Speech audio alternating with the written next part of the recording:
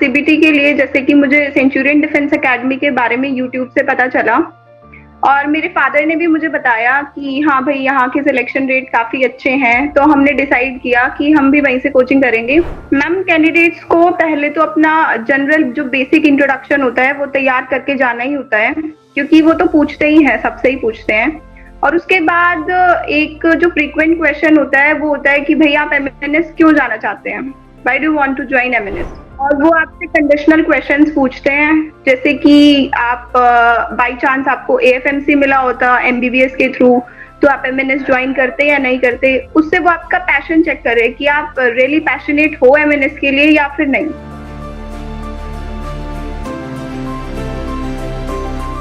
So welcome and जय Hind defence aspirants. आज के मिलिट्री नर्सिंग सर्विस 2023 के सिलेक्शन लिस्ट में एक और नाम जुड़ा है, जो नाम है अनमोल शर्मा, जिन्होंने मिलिट्री सर्विस 2023 का कॉलम लेटर हासिल कर लिया है और आप सोनीपत हरियाणा से है। नीट एग्जाम में 520 नंबर लाकर इन्होंने अगेन अपनी ड्रीम को तो मुकम्मल किया ही है, बल्कि अपने परिवार को और टीम सेंचुरियन का नाम भी रोशन किया है। आइए हरियाणा की अनमोल से जानते हैं उनकी तैयारी के पल, कैसे उन्होंने तैयारी करी, क्या मुसीबतें उन्होंने फेस करी और finally now she is going to join the military nursing service 2023। देखते हैं उनका सफर और कैसा रहा उनका जो संघर्ष इस पूरे सफर में। सबसे पहले अनमोल बहुत बहुत आपको बधाइयां, शुभकामनाएं कि फाइनली आपने अपने ड्रीम को अचीव कर लिया। अब कैसा लग रहा है आपको?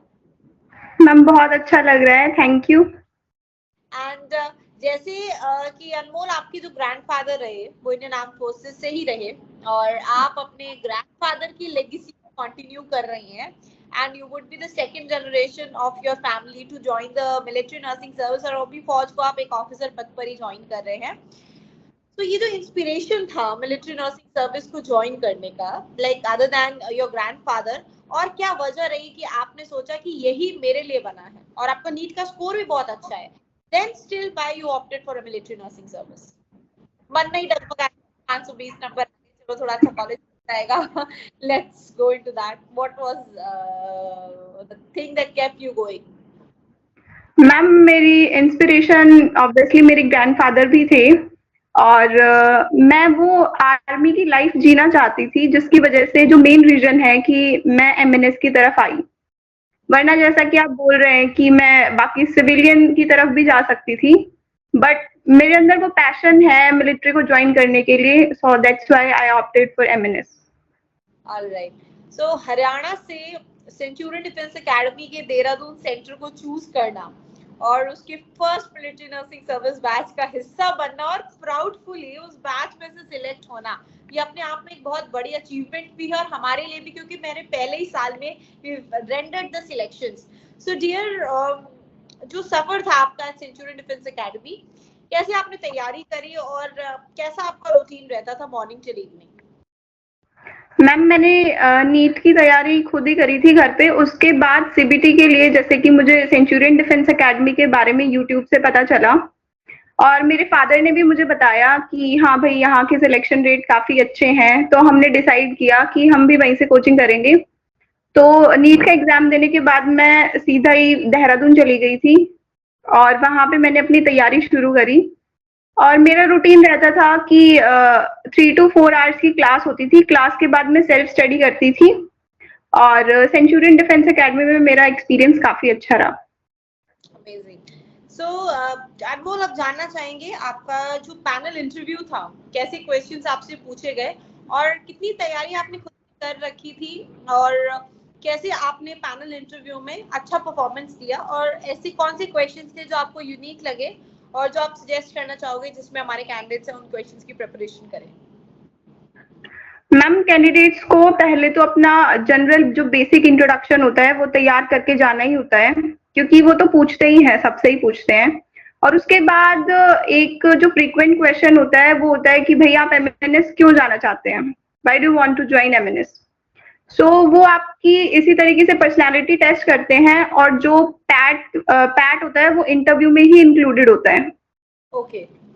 और वो आपसे कंडीशनल क्वेश्चंस पूछते हैं, जैसे कि आप बाय चांस आपको एएफएमसी मिला होता एमबीबीएस के थ्रू, तो आप एमएनएस ज्वाइन करते या नहीं करते, उससे वो आपका पैशन चेक करे कि आप रियली पैशनेट हो एमएनएस के लिए या फिर नहीं।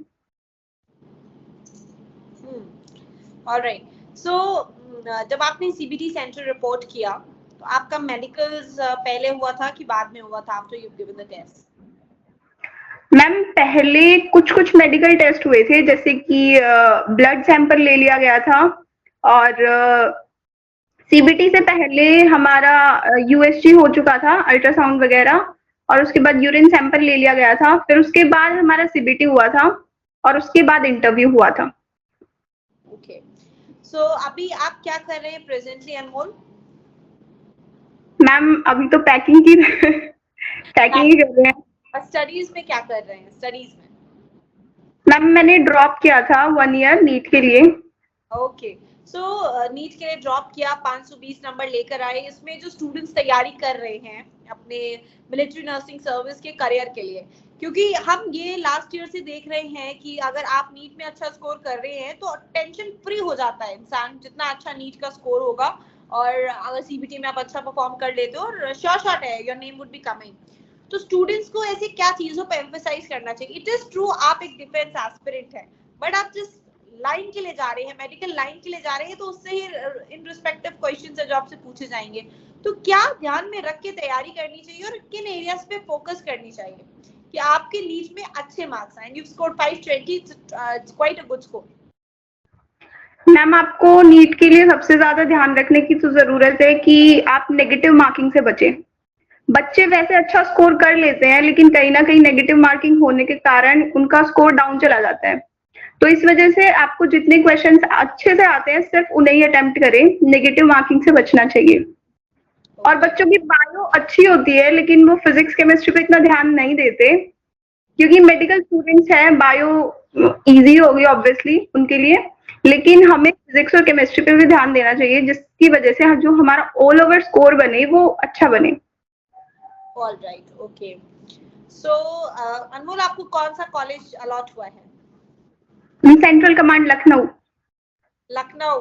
सो इट्स गुड कि अब आप हरियाणा से लखनऊ आ रहे हो, और ये मेरी थर्ड कैंडिडेट है जिसको मैं इंटरव्यू कर रही हूँ, and she is also coming to Lucknow, and definitely आप सेंचुरियन भी आना once you get time in all these formalities.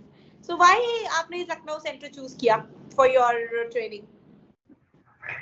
Ma'am मैंने ऑप्शन डाले थे, जैसे चॉइस और प्रेफरेंस मांगते हैं वहां पे, तो मैंने फर्स्ट पे दिल्ली रखा था, सेकंड पे लखनऊ रखा था, क्योंकि वो घर से पास पड़ता है थोड़ा दिल्ली, और मेरे को सेकंड प्रेफरेंस मिली है।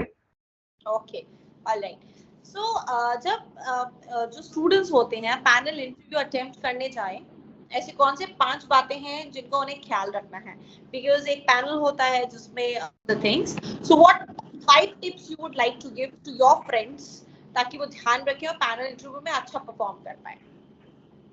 मैम पैनल इंटरव्यू के लिए सबसे पहले तो मैं ये बोलना चाहूंगी कि आपको कॉन्फिडेंट रहना है, डरना नहीं है। कि अंदर बहुत सारे ऑफिसर बैठे होंगे तो कुछ बच्चे नर्वस हो जाते हैं, बेशक उन्हें आता बहुत कुछ है, उनके अंदर क्वालिटीज काफी अच्छी हैं, ऑफिसर लाइक क्वालिटीज हैं, लेकिन उनके कॉन्फिडेंस के कारण वो वहां पे जाके बोल नहीं पाते, नर्वस हो जाते हैं, और फिर उनका सब कुछ जितनी भी तैयारी करी होती है वो बर्बाद हो जाती है बिल्कुल ही।